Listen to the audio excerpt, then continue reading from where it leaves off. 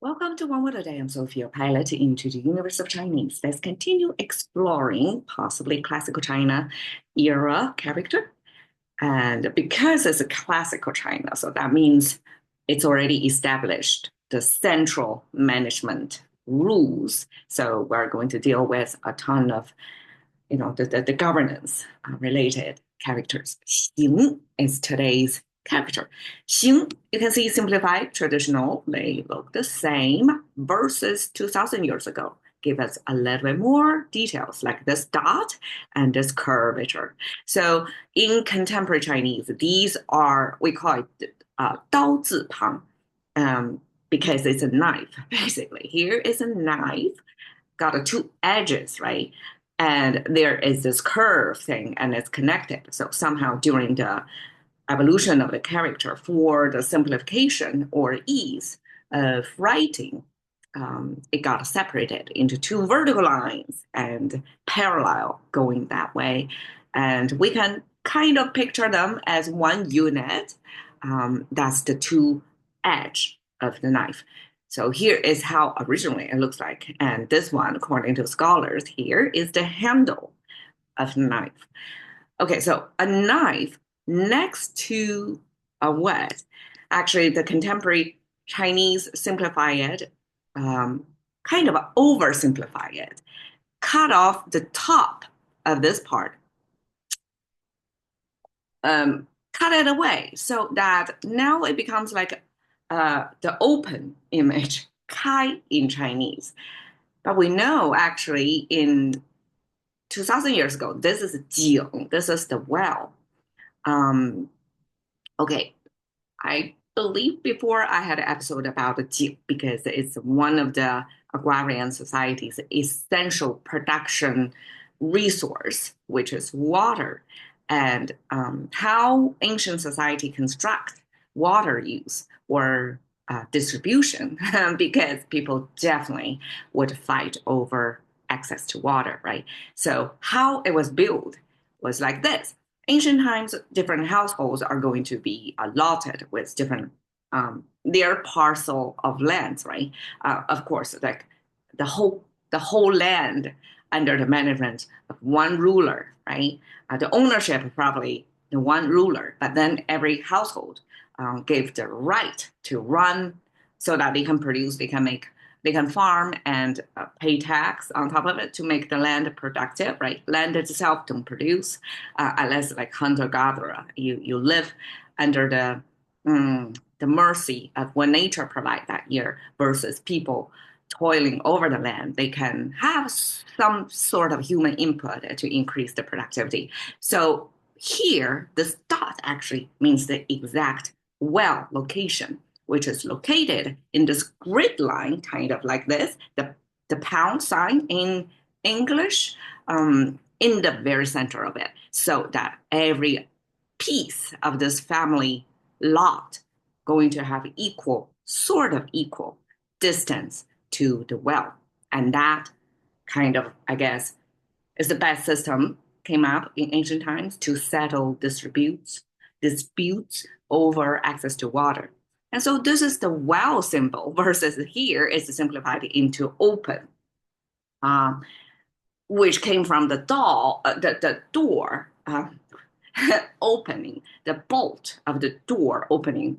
Before ancient, I mean, before contemporary times when we invent or import maybe key and locks, ancient times people use this bolt thing, right? And so that's the imagery of this bolt and with two panels of the doors lock in. And it's a totally different icon. And for me, a contemporary Chinese user, if I came across this, it doesn't make any sense. Like, okay, I can understand the knife there as punishment concept, but what about this open? Like you cut somebody open. All right. But now when we see the left side actually is a well. Um, According to scholars, the well symbolizes the root because, okay, water as critical farming society resource got to be arranged fairly, equally to people. So there were rules set around this how the well was located, I guess. So this symbolizes, I guess, commonly like a community, common property, um, because it is a kind of common goods, right? So it's everybody agree upon rule setting. So this rule setting means like everybody agree to this set of rules. And if anybody broke the rule, the knife is there. And so therefore, this punish means, okay, who got to be punished or who got to punish? There got to be some commonly community agreed upon rules. Or, I mean, the country's ruler can set the rules, but to implement it, it got to kind of integrate well with the social, I guess, morals around, and so that it makes sense, not just because of the whim of the ruler, right? So this rules according to rules, then punishment. That makes sense. It's not like yeah, it's kind of ancient way of law and order. You can view this well symbolize the law, and then you can view the knife icon as the enforcement of the law, therefore to maintain the order. So that's the ancient law and order. Okay, so that's punish. Okay, we have three expressions: 量刑、公刑、刑戮. Okay, 刑, all of them means punish. The difference is 量刑 means quantified punishment. So there were such period drama that talks about maybe hundreds of years ago how the courtroom in ancient times proceed, and then there would be this, I guess, the local judge who is also, I mean, of course, nowadays the legal executive and I mean judicial executive and lawmaking all separated in America, probably other democracy as well. But in ancient times, there was no such, I guess, as far as I know, there was no such distribution. The decision making is top, concentrated to the top ruler and a whole panel of, I guess, think tanks, ancient times, right? And then the execution, and both the execution and the law, like the legal system merge into one system.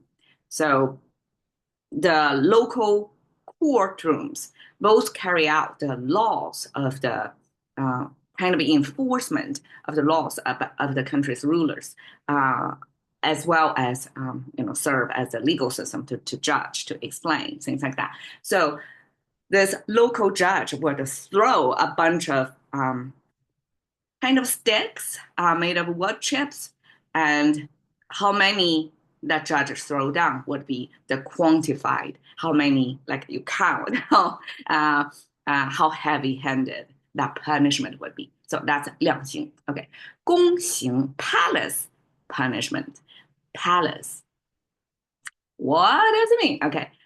Apparently, in ancient times, okay, the ruler would live in palace, right? It's a huge area, so you need a whole slew of service people. In today's arrangement, would be you hire a bunch of professionals to run your household, right? To cook for you, clean for you, maintain your swimming pool, things like that. Ancient times, this ruler got this domestic servant in, and of course, the ruler would have many, many wives, and all that wives need to be served. Wives, concubines, and different ranks, a whole hierarchy over there. So a bunch of servants need to be recruited, and they kind of permanent stay in the palace as the service crew, kind of indentured, like forever to have their life or career to be enclosed in a palace. And these people are men, and these men gotta be trained of their manhood so that they are safe to be put around the women of the ruler. That makes logic sense, right? And so therefore, this type of punishment are related to this trimming of manhood, and that is implemented as a type of punishment. We call it palace punishment. And I mean, it's a huge punishment, right? So apparently, this was one of the many ways to punish people. All right, 路行路 okay, 行路 okay, the 路 have this flying high imagery, and because okay, I have to check out like what's the difference of 行安路. It end up okay, there are various gradients of punishment, right? Like 量刑 quantify it. Like one example is this cut off your critical part. And now, what is 路? 路 means kill in the end, like that's the ultimate. So 刑路 is today's capital kind of punishment. And the 路, this kill, how it was expressed is by, okay, this is the weapon imagery. And then this is a fly. And I was thinking, why ancient times we pair flying with this weaponry to mean kill? Does the ancient culture regard to kill somebody actually release their soul, so their soul fly away?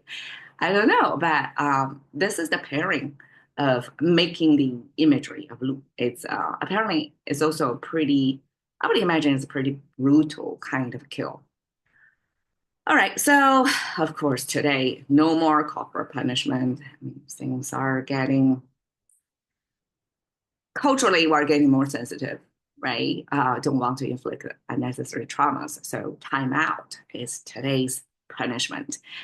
So there you go. 行, thank you for your time. See you another day.